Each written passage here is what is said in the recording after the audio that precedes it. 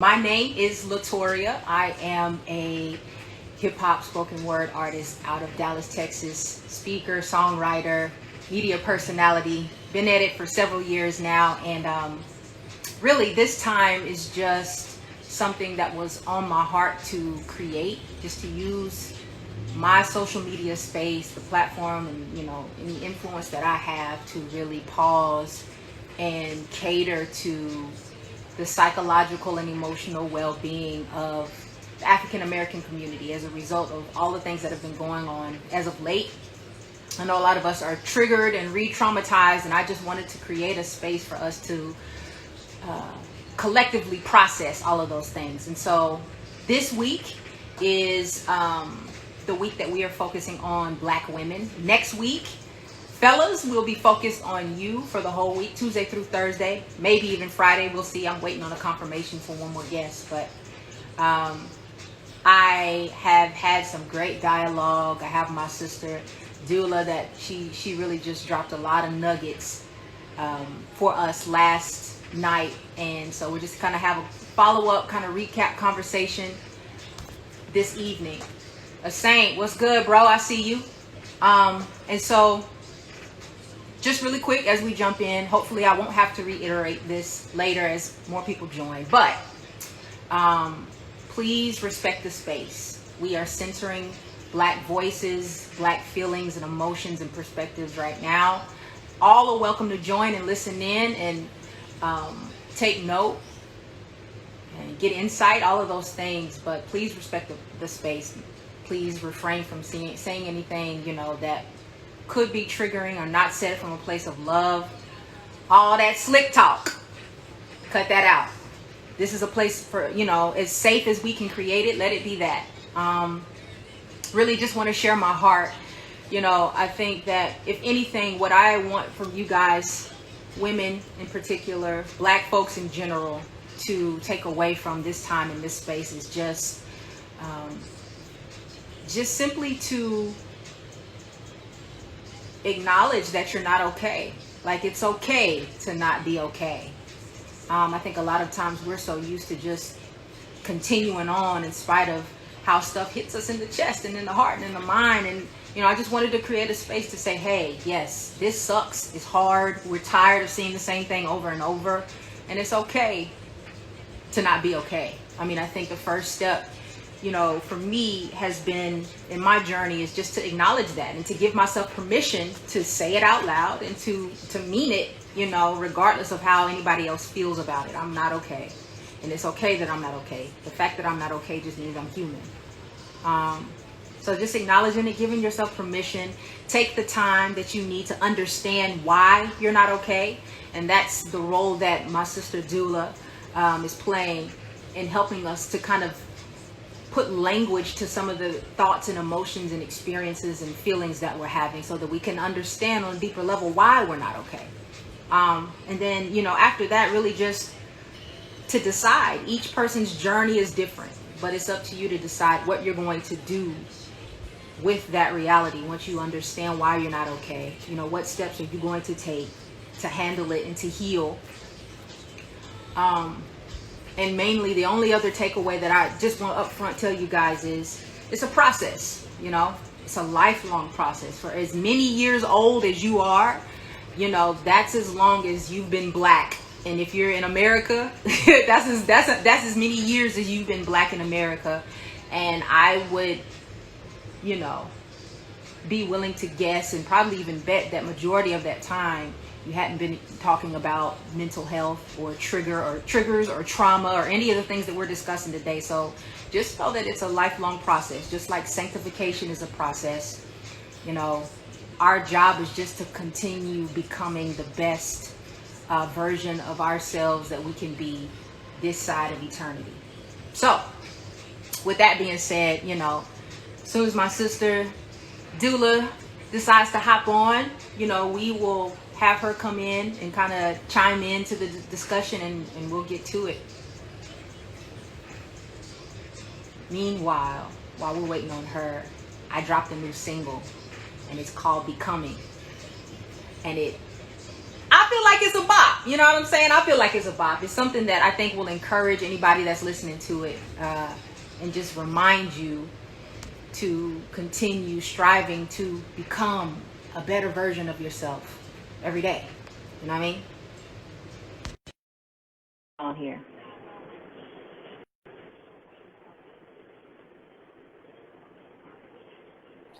TSSG Consultant already got the questions coming. Hey, sis.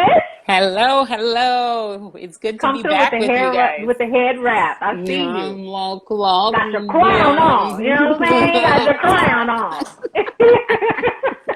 You know, had to do a little something. Yes. Do it to it, sis. Do it Yes, to yes. it. How are you? How's your day? Today was a good day. A pretty good day. Yeah. Yeah. Chilled a little bit, had some clients and doing some writing, but it was a good day. That's what's up. That's Yeah, good. yeah. That's How was good. yours?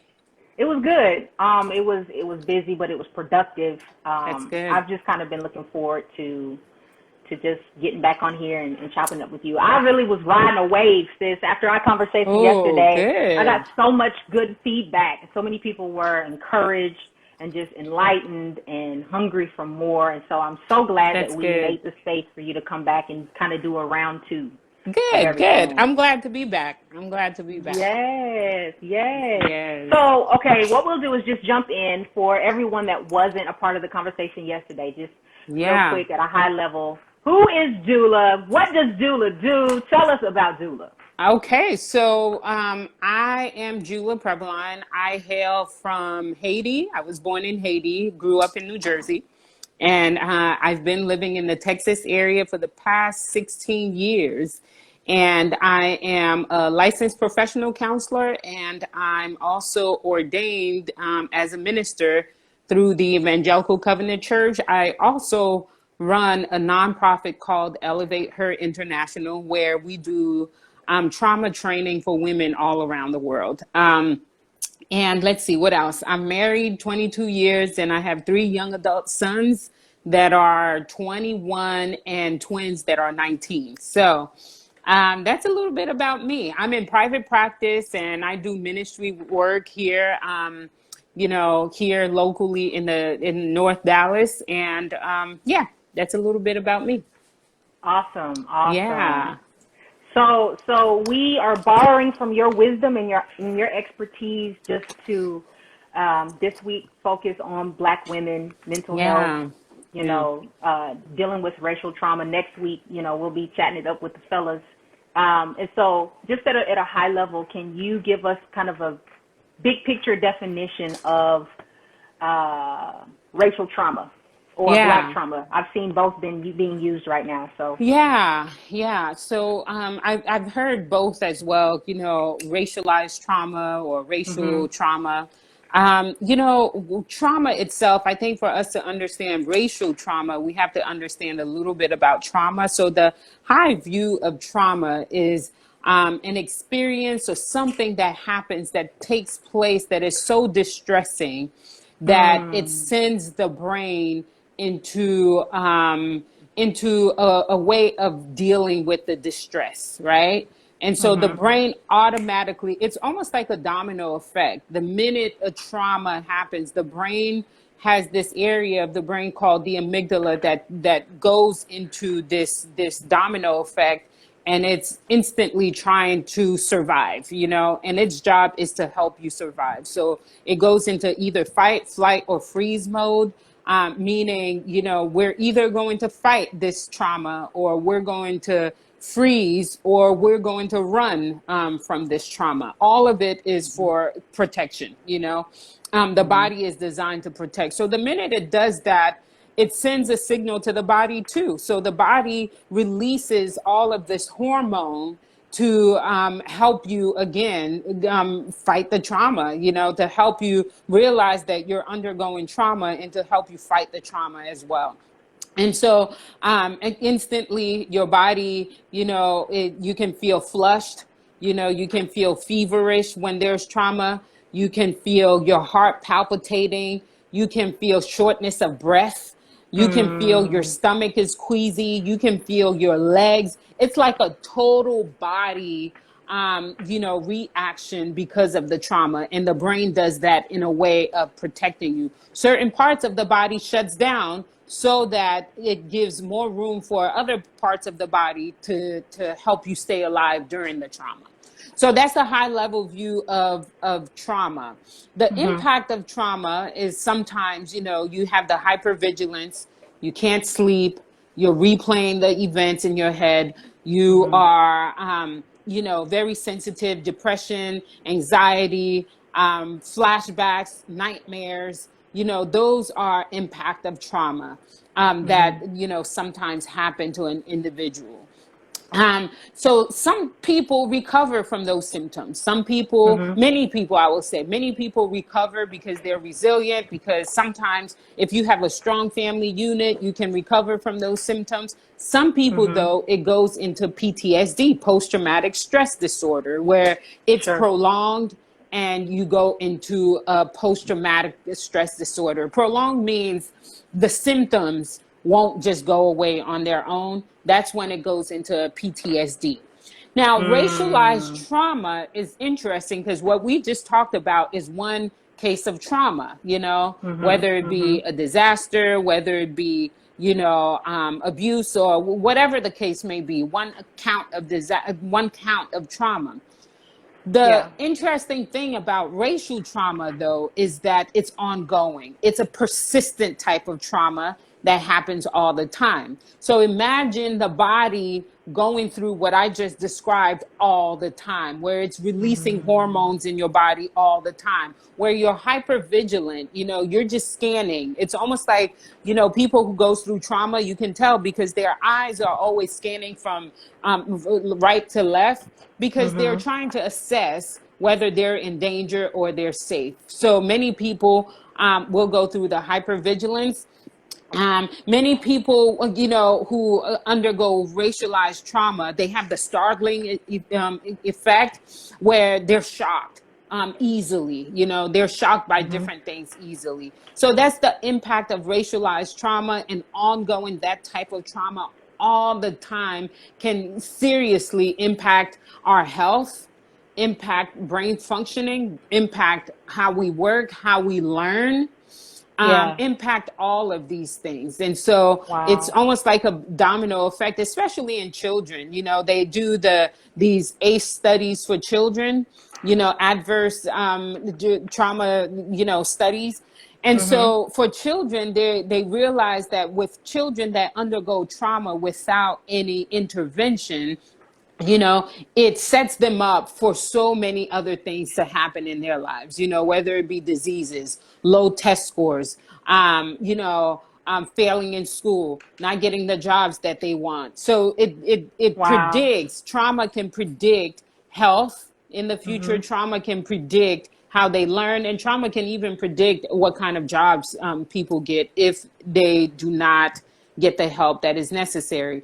The last thing I'll say about racialized trauma, to give you a chance to ask questions, is, when we think about racial trauma, we're not just thinking about now, we're also thinking about generational impact of trauma, right? Because we're thinking about 250 years of slavery, brutal slavery, years of Reconstruction, which was marked by lynchings, right?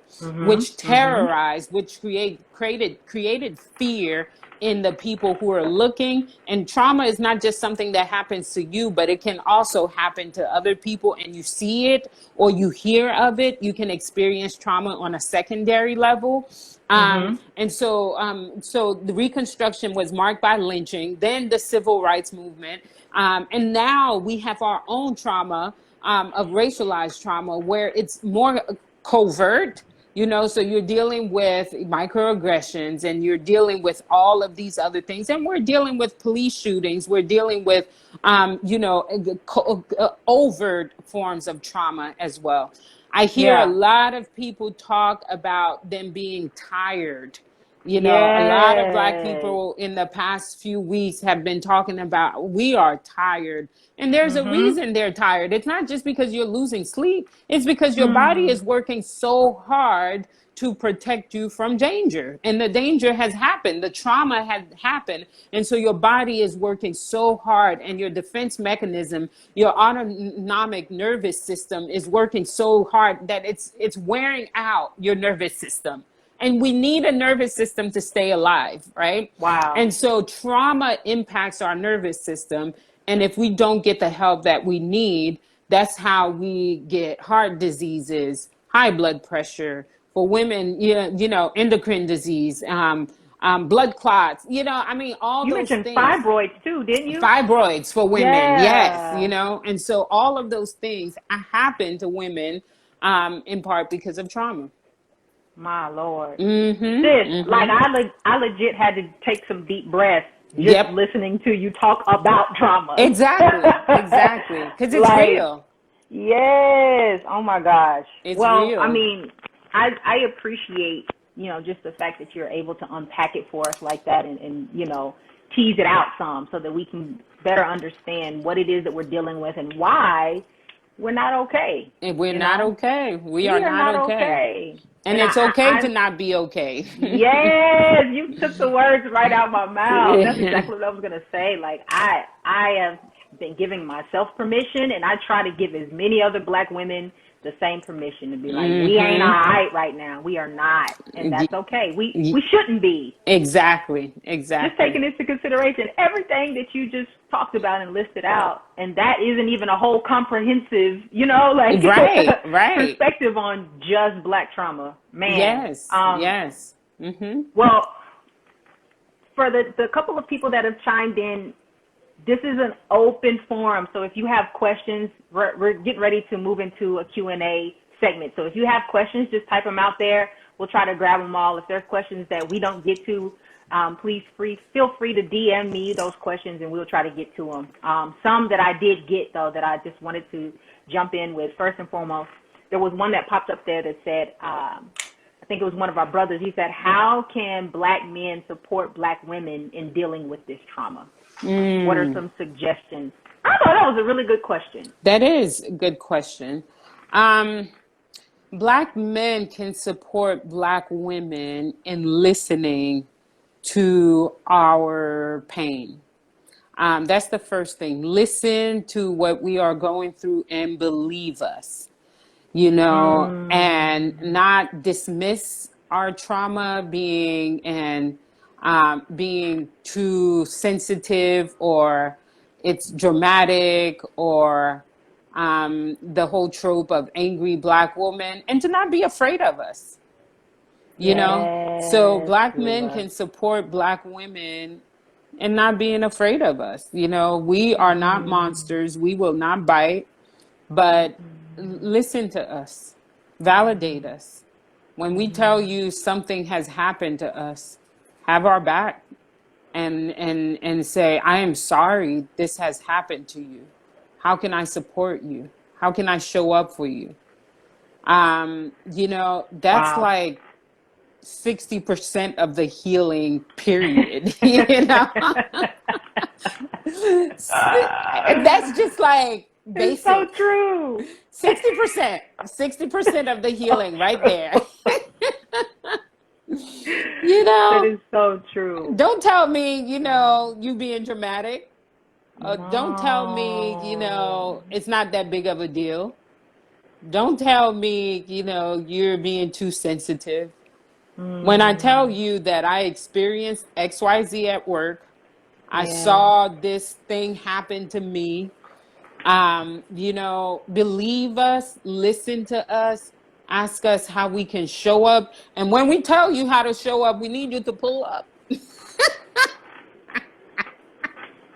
We Dula, need, sis, I'm trying to hold my mule now. right. We need you to fully show up. Hold Pull up, pull sir. up, pull up, okay? We I need try to our tell, I try to brothers. tell, Listen, I try to tell my bros all the time, you guys have no idea the power that dwells just in y'all having our back publicly. Right. Publicly. To Have say our it back. and name it. To say it and name it. Trust our words. Trust our leadership. Oh Trust my what we're God. saying. You know, validate it. Absolutely. Quote it and give us credit. Don't do it. Don't All do it. of that. But All it's true. of that. All of that. So Yeah. I hope that answers the question. I mean, I feel like it more than answers the question, because we need each other. We do. You know, I think a lot of the things that you are saying, we as Black women, a lot of us, I can't speak as if we're a monolith, but a lot of us naturally do those things, you know, for our men. So I just appreciate that question, TSSG Consulting, I appreciate that question was put out there. Yeah, that was a good question. Yeah, that you guys are thinking about it. It means the world to us more than you'll ever know. Absolutely. And there's so much fruit that comes. I'm not going to preach, but there's so much fruit that comes as a result of you having our back. That's right. Of you being our covering. Yeah. So anyway, fully. The next question is, what are 2 to 3 simple things that I can do every day to move into a healthier mental and emotional state? So like as far as managing the ongoing trauma that I experienced. Yeah. You know, part of what trauma does to us is that it deregulates our nervous system. Like we're all out of whack. You know, our breathing is off. We're anxious all the time. So one of the things that you can do every day, very simple, is to create spaces of calm. Spaces where you don't have to fight so hard.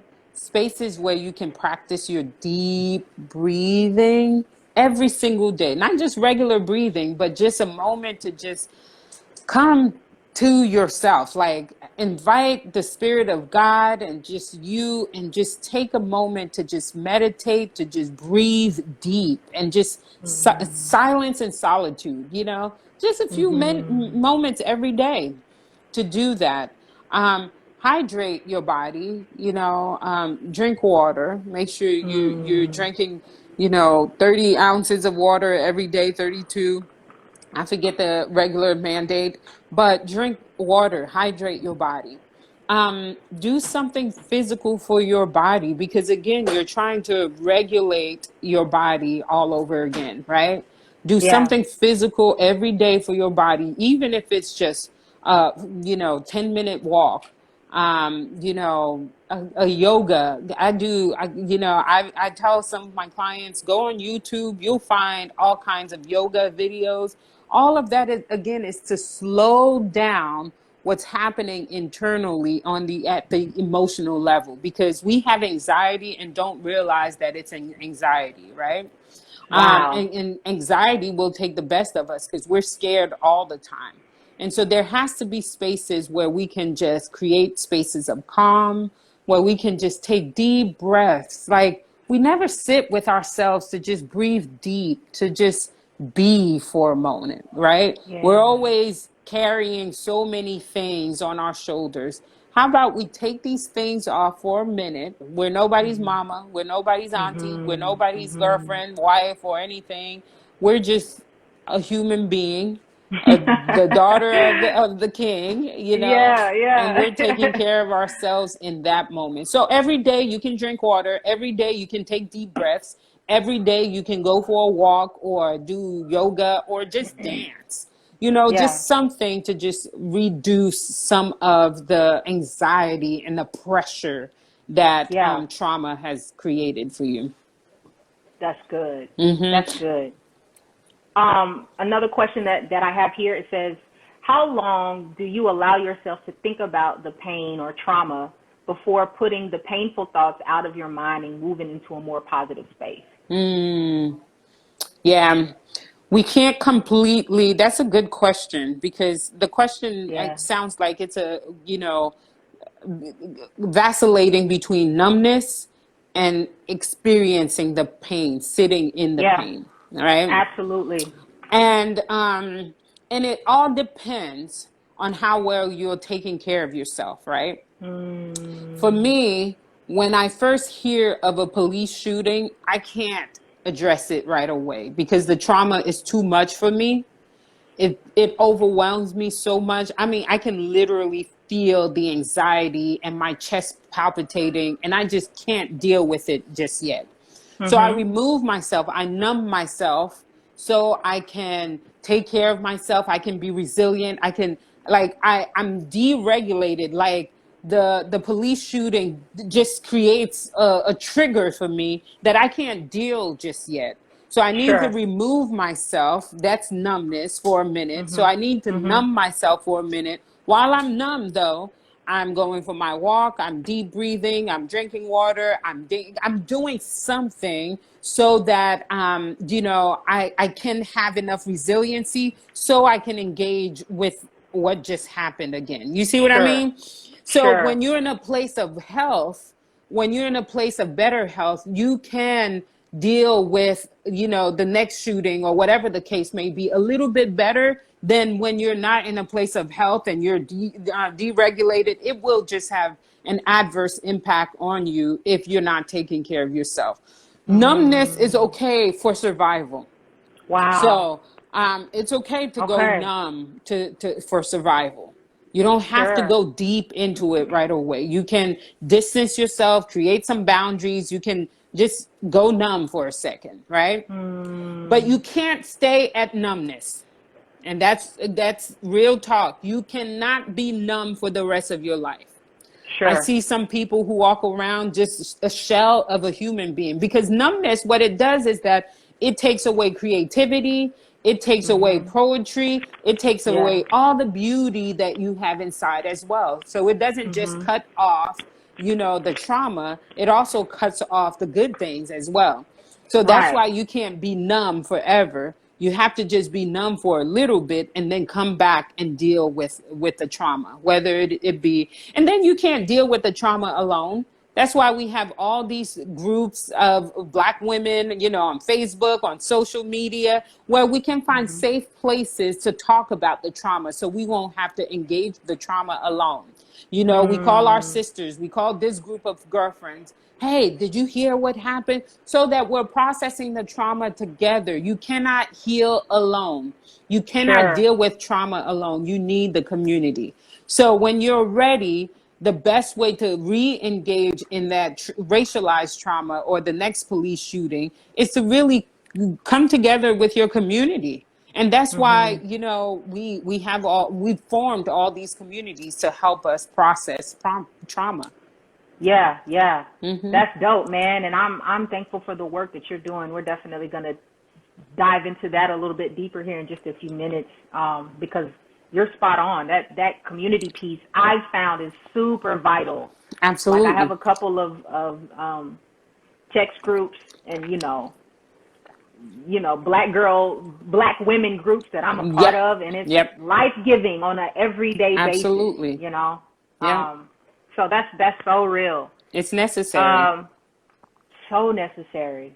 I have another question here. It says, you stated in your talk yesterday, we don't have the luxury to be hopeless. And so I know that you were Hmm. referencing a quote that you heard, and just Yeah. how profound that was, because it's evidence of privilege. And so the Hmm. question says, we must keep going, or they're saying, that we must keep going for ourselves and our families. So the question is, what are some scriptures you turn to for strength when the opportunity for hopelessness arises? Yeah, that's a good question too. The Psalms, the book of Psalms, has 40% Psalms of lament. And when we go Mhm. into these Psalms, they are almost speaking the language of our hearts, the language of pain, suffering, because every psalm of lament turns into a psalm of praise. If you ever notice that, I never thought about that. the psalmist will go, how long, oh Lord, will you not listen to me, forever, and so on and Yeah, so yeah, forth. yeah. And at the end of the song, but you, oh God, are a That's shield for me, my true. glory. So every psalm of lament has elements of praise in them, and 40% of the psalms in the Bible are psalms of lament. A couple of the ones that I've learned over the years, in our tradition, we just it was a oral tradition. So when we would go into church, because there were so many people in our tradition who did not have books, or some of which were not literate. So we would go to church and listen to scripture and memorize scripture. And so I've Wow. done the same with our children, memorize some of these Psalms, by heart. Mhm. One of which is Psalm 46. God is our refuge and strength and ever Mhm. present help in trouble. Time of trouble. Yeah. Just to remind us that God is present. Another one is Mm. Psalms 121.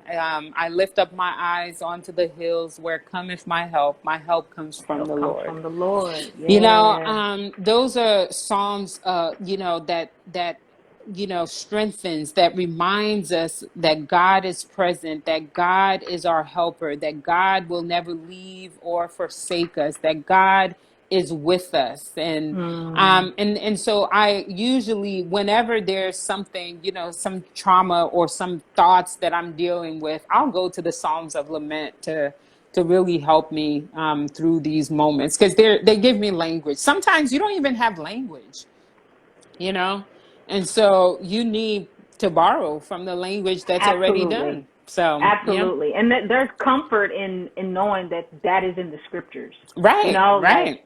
that there's someone who's walked through this angst or a similar angst that, Yeah, cried out to the Lord. And you're so right. Sometimes you don't even have words. Like a sis of mine, like I think it was right after George Floyd was murdered, she just sent a Marco Polo and she just was looking.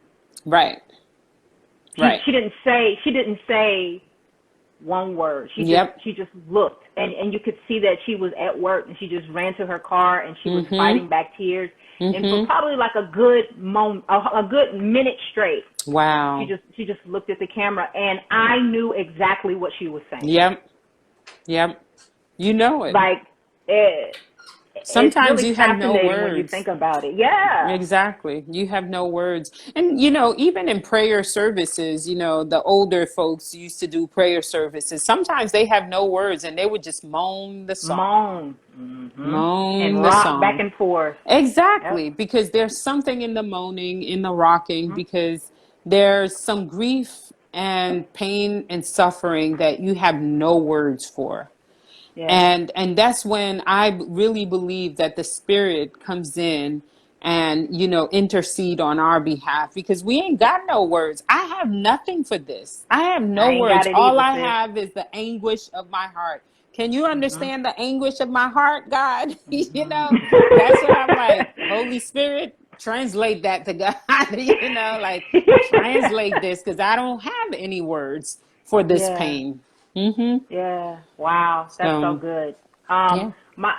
When I looked at this question, earlier, I thought about the life verse that I adopted, maybe 2 years ago now, and it's Romans 15:13. And Mm-hmm. when I thought about it, I was like, hope is all through that thing. Yeah. I was holding on to, um, the trust element. But when I look back at Mm. it, the hope is that it's may the God of hope fill you with all joy and peace, Mm. so that you may trust in Him.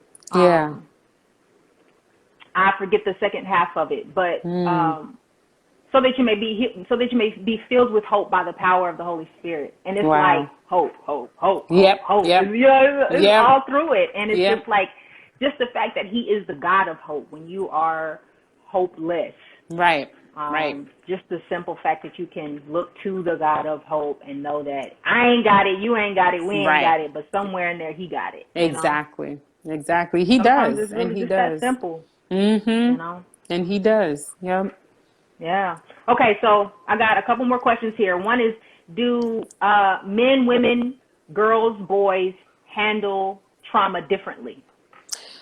I mean, I think the body goes through the same process of, the brain going into fight, flight, or freeze, and it goes into protective mode. So we Sure. go through the same process, but we express it differently. So some Yeah. people might go through, yesterday you said you run. No, you fight, like your hands clench up and fight. Yep. Some people Automatically. I freeze don't even think about it. automatically. Me, I think I freeze automatically because I can't Mm, deal. And so yeah. I'll just freeze because I need time. I need space to deal with whatever's happening, the stress that's happening. I need space. So I'll freeze. Some people will literally run, like, I can't deal Wow. with this. I'm checking out.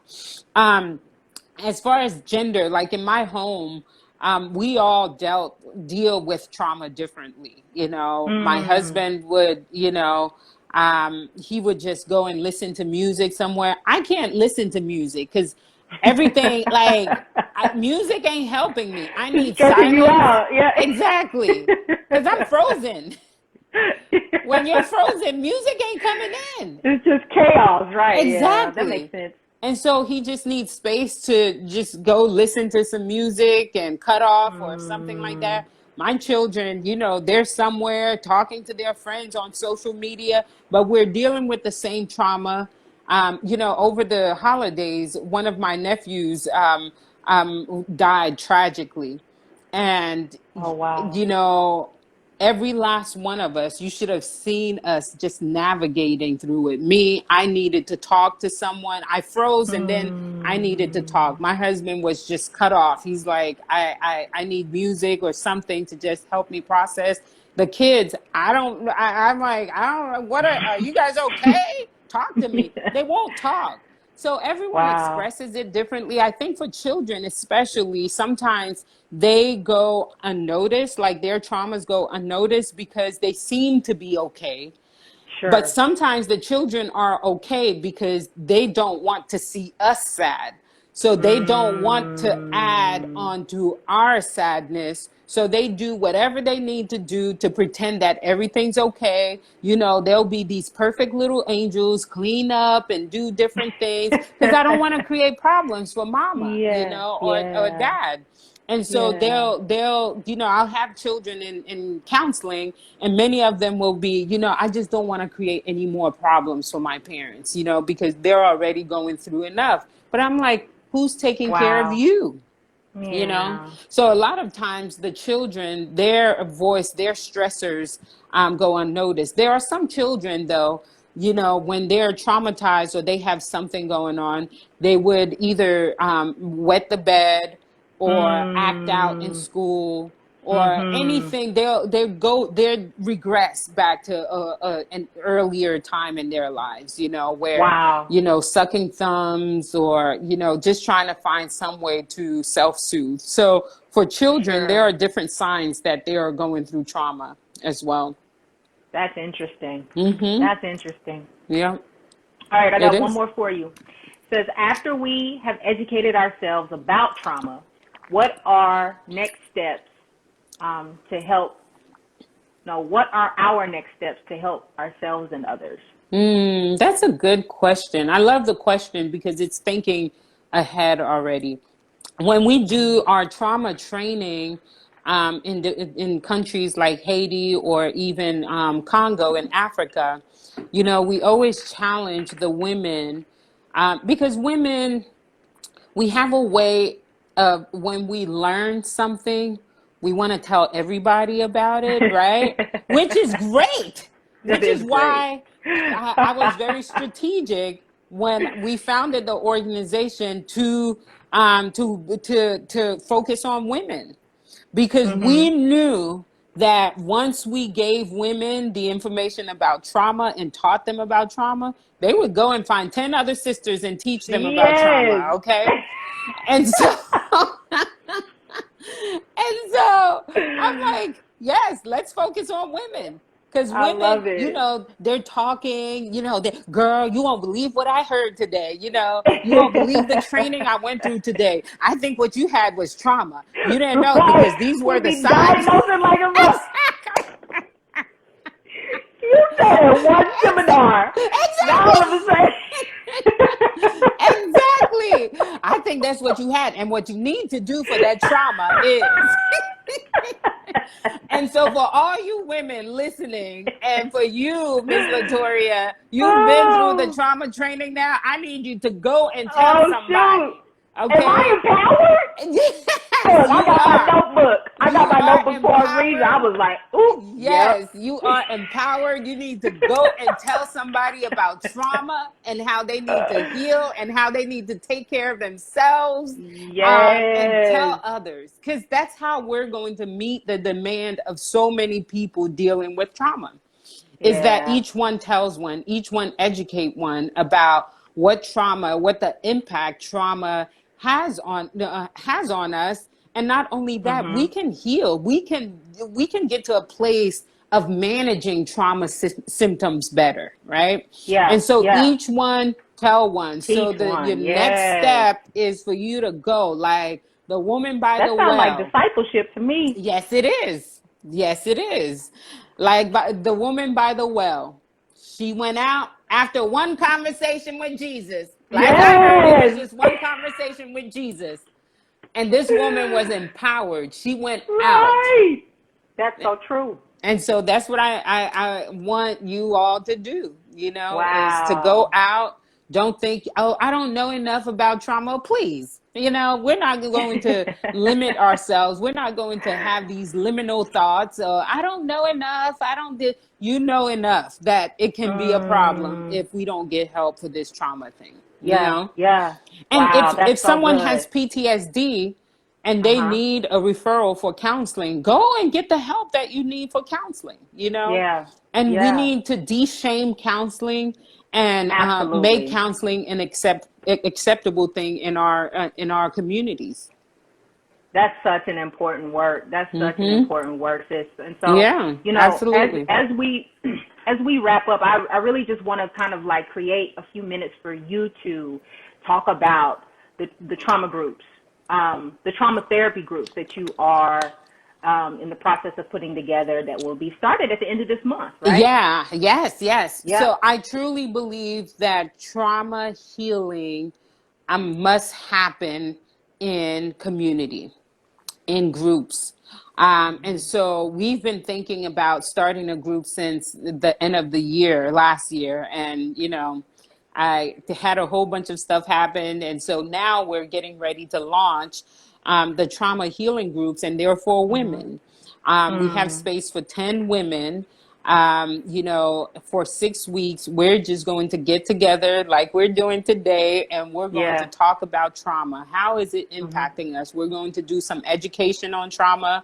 We're going to talk about the healing process. We're going to talk about self-care, and we're going to help the women create a little sisterhood with one another, so that they can have that sisterhood to continue to process their trauma, to continue to help one another and support one another. Because self-care can't happen alone. It Yeah. must happen in community. And so we're Mm. hoping that we'll create a community for women to heal from their trauma with the racialized trauma groups that we will start at the end of the month. If anybody listening want more information, you can DM me. Yeah. Space is limited, but we're going to have these groups every 6 weeks. So if you don't make it for the first 6 weeks, there'll be other groups coming up as well. Awesome, awesome. And so, yeah, I've put that information, I've pinned it actually on here. Oh, thank you. So, yeah. So if you are wanting to contact Dieula, her Instagram handle is at DIEULAP, or if you want to Yep. email her, is that email address there is Yes. the same thing, Mm-hmm. DieulaPrevilon@gmail.com. So that's Yep. DIEULAPREVILON @gmail.com. So if you want to hit her up, Yep. get more Yep. information, for some of our non-Black brothers and sisters that are looking for ways to help now, to do something now, this is something that you can support now with the coins. That's right. That's right. Because Just to these groups support. are not free, Yeah. you know, and Yeah. we're trying to make them as affordable as possible for Black women, because one of the deterrents to counseling is that people can't afford it. So my Absolutely. hope is that we would raise enough money to ensure that the women who want to be a part of the group can be a part of the group without finances being one of the struggles for them. Sure. Yeah. And so her Cash App is $DIEULAPREVILON.